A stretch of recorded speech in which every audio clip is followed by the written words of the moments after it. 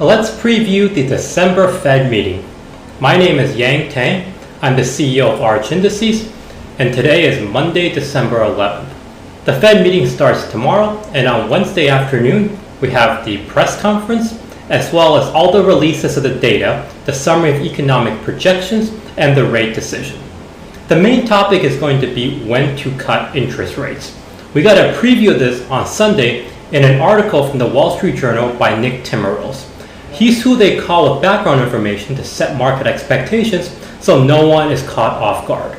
His articles were poured through very closely. Here's our highlights from his article. First, the Fed is still very fearful of cutting too early, only to have to re-hike like the late 1970s. This was very damaging to their credibility and a very painful process to get that back. So, it's too early to fully declare mission accomplished on the inflation fight, but things are very much moving in the right direction. The debate is now shifting to targeting the real interest rate.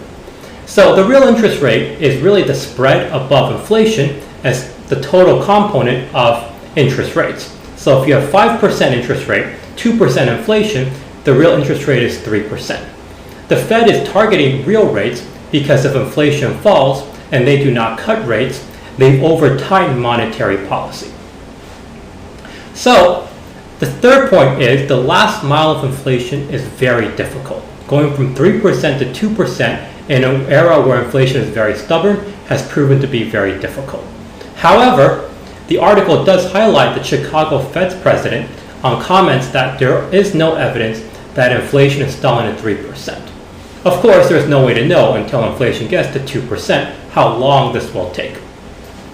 Also, lastly, the article highlights housing and inflation calculation and how decreasing rents could get you to 2.1% in PCE inflation by the end of next year.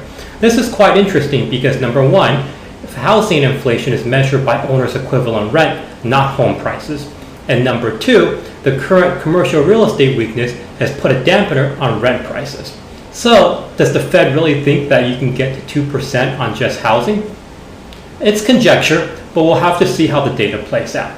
So our preview is they're going to hold rates steady, they're going to talk about the real interest rate, they're going to talk about the last mile, and they're going to talk about being data dependent still.